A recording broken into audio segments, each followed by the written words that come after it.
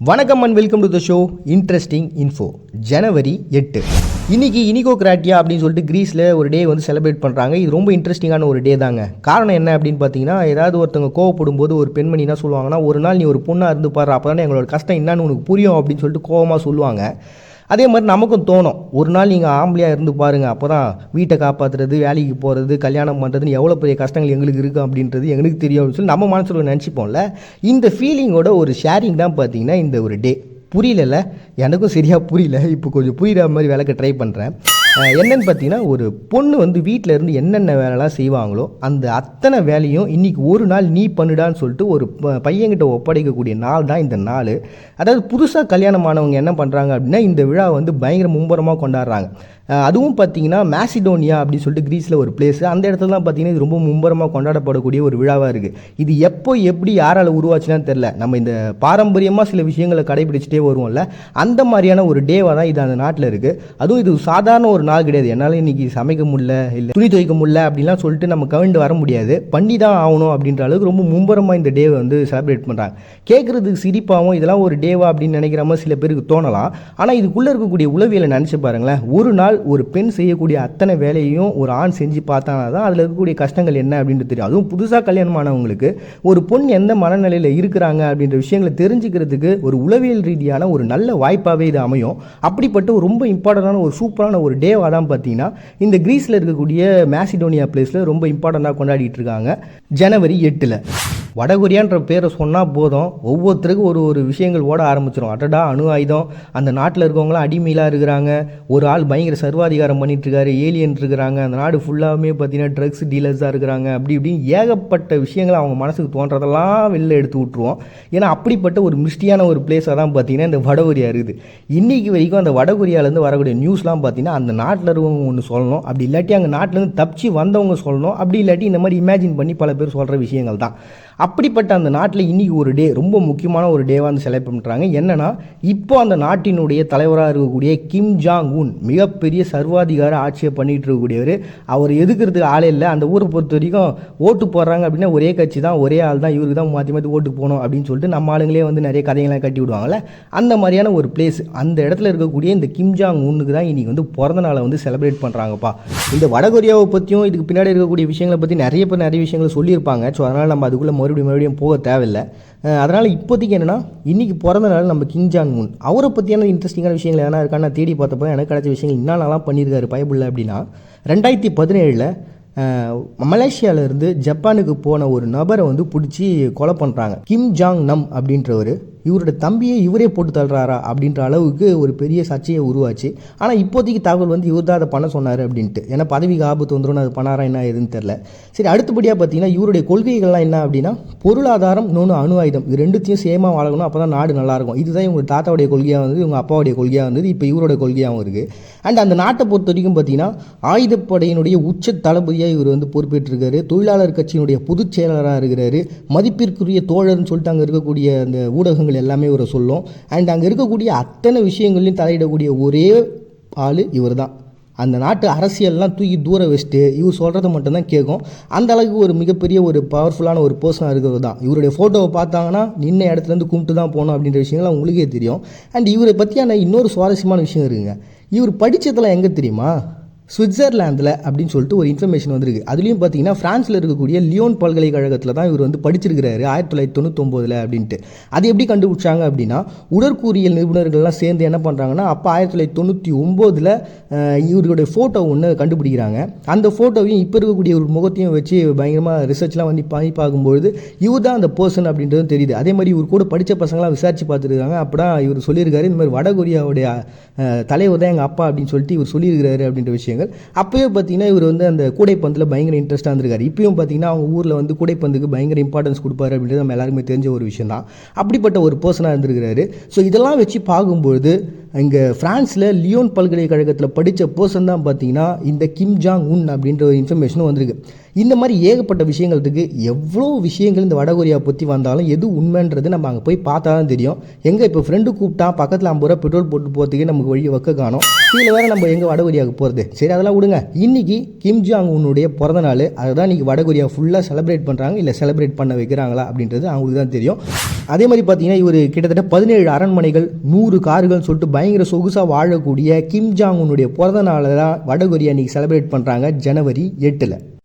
அடுத்ததாக பார்த்தீங்கன்னா இன்றைக்கி இன்டர்நேஷனல் டைப்பிங் டே அப்படின்னு சொல்லிட்டு ஒன்று செலிப்ரேட் பண்ணுறோம். இதை உருவாக்குனது யாருன்னு பார்த்தீங்கன்னா மலேசியாவில் இருக்கக்கூடிய ஜூனியர் சேம்பர் இன்டர்நேஷனல் அப்படின்ற ஒரு அமைப்பு தான். இது வந்து பார்த்தீங்கன்னா JCI அப்படின்னு சொல்லுவாங்க. இந்த மாதிரி TAC STC அப்படின்னு சொல்லிட்டு 3 விதமான குழுக்கள் ஒன்றா சேர்ந்து தான் இந்த டேவை உருவாக்குனாங்க 2011. 2011 மலேசியா என்ன பண்ணுறாங்கன்னா இந்த 3 குழுக்கள் ஒன்றா சேர்ந்து யார் ஃபாஸ்ட்டாக டைப் பண்ணுறாங்க அப்படின்னு சொல்லிட்டு ஒரு போட்டியை நடத்தினாங்க. அந்த போட்டியின் மூலமாக பார்த்தீங்கன்னா டைப்பிங்கிறது ரொம்ப இம்பார்ட்டண்டான ஒரு விஷயம். அது இளைய தலைமுறைகளுக்கெல்லாம் கொண்டு போய் சேர்த்தாகணும் அப்படின்னு சொல்லிட்டு இந்த விஷயத்தினுடைய முக்கியத்துவத்தை எல்லாருக்கும் சொல்லணுன்றதுக்காக உருவாக்கப்பட்ட ஒரு தினம் தான் பார்த்தீங்கன்னா இந்த டைப்பிங் டே அப்படின்னு சொல்லிட்டு. இந்த டைப்பிங் மிஷினை முதல்ல யார் உருவாக்குனது அப்படின்னு பார்த்தீங்கன்னா இத்தாலியில் 1575 தான் முதல்ல இதை வந்து வடிவமைச்சிருக்கிறாங்க. ராம்போசெட்டோ அப்படின்ற ஒரு பர்சன் தான் இதை பண்ணியிருக்கிறாரு. அண்ட் அடுத்ததாக பார்த்தீங்கன்னா ஹென்ரி மில் அப்படின்றவர் 1714 வந்து இதனுடைய மாடலை உருவாக்கியிருக்கிறாங்க. அண்ட் அதுக்கப்புறம் பார்த்தீங்கன்னா 1802 அகோஸ்டினா அப்படின்ற ஒரு பர்சன் என்ன பண்ணுறாங்கன்னா கண்ணு தெரியாமல் இருக்கக்கூடிய தன்னுடைய தோழிக்காக இதை வந்து உருவாக்கியிருக்கிறாங்க. அண்ட் அதுக்கப்புறம் 1829 வில்லியம் ஆஸ்டின் அப்படின்ற பர்சன் தான் கடைசியாக டைப்போகிராஃபர் அப்படின்ற ஒன்று உருவாக்கி அதுக்கு வந்து காப்புரிமையும் வாங்குறாரு. இவர் அமெரிக்க நாட்டை சேர்ந்தவர். அது என்னமோ தெரில, கடைசியாக அந்த காப்புரிமையை மட்டும் பார்த்தீங்கன்னா யார் வாங்குறாங்களோ அவங்க தான் இதை உருவாக்குனதாக வந்து கணக்கே வச்சுறாங்க. எல்லாம் தான் நம்ம என்ன நினச்சிட்டு இருக்கோம், ரேடியோலாம் மார்கோனி கண்டுபிடிச்சாருன்னு. பட் ஆனால் அதுக்கு முன்னாடியே பார்த்தீங்கன்னா டெஸ்லா கண்டுபிடிச்சதாகவும் ஒரு வரலாறு இருக்குது. சரி அதெல்லாம் ஒரு பக்கம் இருக்கட்டும். ஸோ இந்த மாதிரி பார்த்தீங்கன்னா முதலியாக காப்புரிமை வாங்கினது அப்படின்னா 1829 வில்லியம் ஆஸ்டின் அப்படின்ற பர்சன் தான். ஸோ இப்படி தான் வந்து பார்த்திங்கன்னா இந்த டைப்பிங் மிஷின் வந்து உருவாச்சு. எப்போவுமே இந்த டைப்பிங்கிறது ரொம்ப இம்பார்ட்டண்டான ஒன்று தான். ஏன்னா நம்மளுடைய 80s 90sலாம் பார்த்தீங்கன்னா இந்த டைப்பிங் மிஷினை வச்சு தான் நிறைய காதல் கதைகள்லாம் வரும்.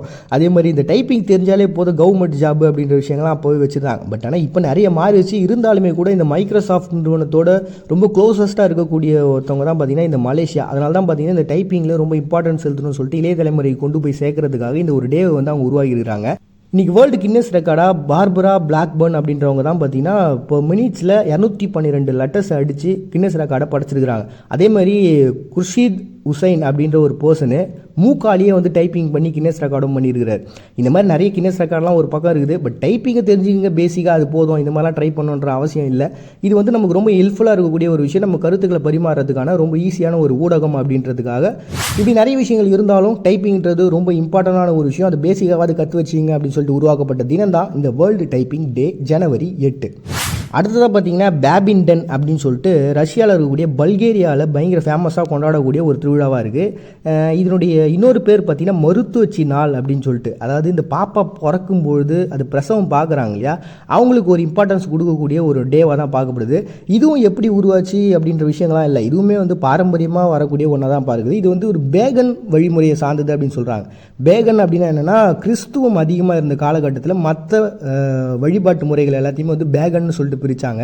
அதாவது நிறைய கடவுள்களை வணங்கக்கூடியது, சிலைகளை வணங்கக்கூடியது, இந்த மாதிரியான விஷயங்கள் எல்லாத்தையும் பேகன் பிரித்தாங்க. அப்படிப்பட்ட ஒரு பாரம்பரியமான ஒரு வழிமுறையாக தான் இதுவும் பார்க்கப்படுது. இது என்ன பண்ணுறாங்க அப்படின்னா அன்றைக்கி ஒரு நாள் வந்து இந்த பிரசவம் பார்க்குறவங்களாம் வீட்டுக்கு கூப்பிட்டு அவங்களுக்கு விருந்து வச்சு அவங்க கையால் குழந்தைங்களை வந்து குளிப்பாட்டி விட்டு அதுக்கப்புறம் அவங்களையும் கூப்பிட்டு போய் குளிப்பாட்டுவாங்களாம். இந்த மாதிரியான விஷயங்கள்லாம் நடக்குது. அதுலேயும் இவங்களுக்கு ரொம்ப இம்பார்ட்டன்ஸ் கொடுக்குறாங்க. காரணம் என்ன அப்படின்னா ஒரு குழந்தைய பெற்றெடுத்து கொடுக்குறாங்க அப்படின்னா அது எவ்வளோ பெரிய விஷயம். நீங்கள் சாதாரணமாக ஒரு குழந்தைன்றது வெளில வந்து விழுந்துடாது.